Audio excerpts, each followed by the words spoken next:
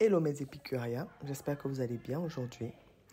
Je vous reviens avec une recette de tasba, une signature culinaire du Grand Nord, plus précisément du peuple des Guidars du Mamelouti.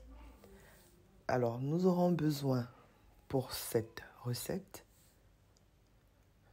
de la feuille de tasba,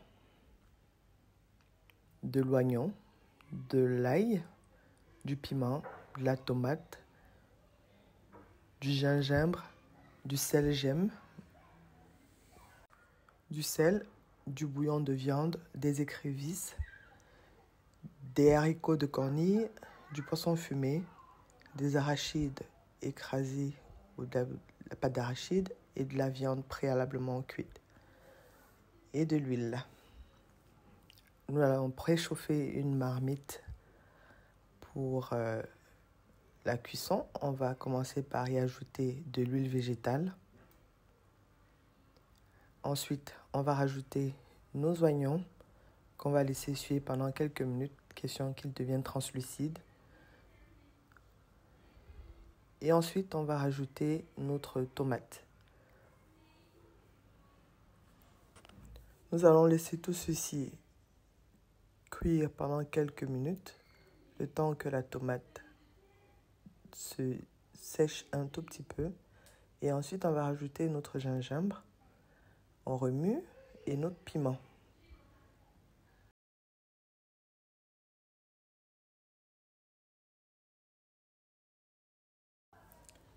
Après quelques minutes, on va rajouter un peu d'eau et une petite partie de notre goût bouillon qui a été fait au préalable lors de notre cuisson de la viande.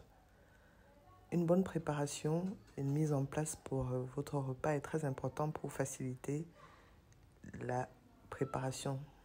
Ici, on va nettoyer et réhydrater nos feuilles de tasba.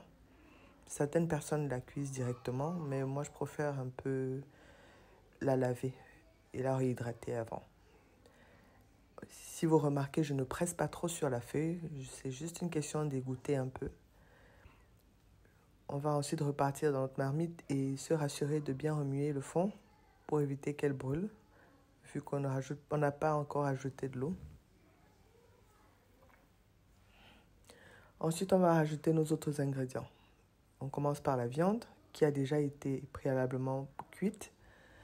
Ensuite, nos graines d'haricots de cornille qui ont une particularité, c'est qu'elles cuisent rapidement. Donc, c'est aussi très bien. En tout cas, ce repas, il est très bon pour la digestion. Il facilite vraiment le transit. On va rajouter notre nitron au sel gemme, notre poisson. On va remuer un peu et on va rajouter de l'eau. Le sel gemme est utilisé pour ramollir la feuille de tasba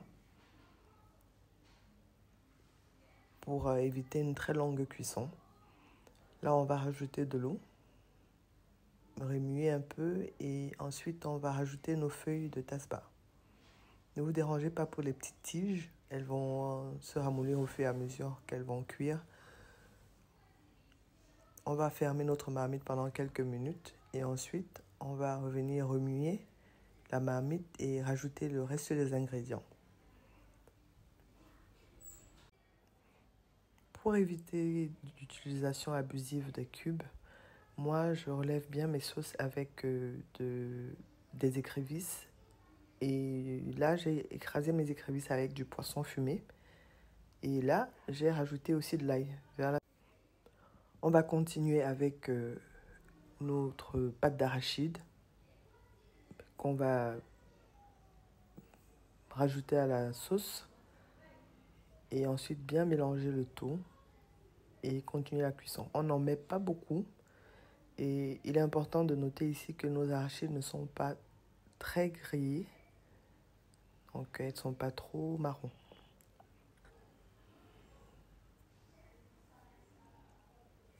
On va rajouter ensuite encore un peu d'eau.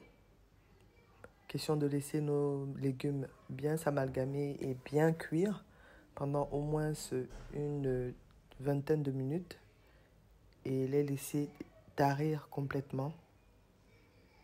Bien sûr, n'hésitez pas à ajuster votre assaisonnement à votre goût. On reviendra remuer la marmite encore un peu. J'espère que cette balade culinaire fut belle et instructive. N'hésitez surtout pas à tester et croyez-moi, ça sera un bel ajout pour votre plan culinaire et vos repas journaliers. Je vous souhaite un bon appétit et au plaisir de vous balader de nouveau dans mon paradis gourmand. À très bientôt. Bon appétit!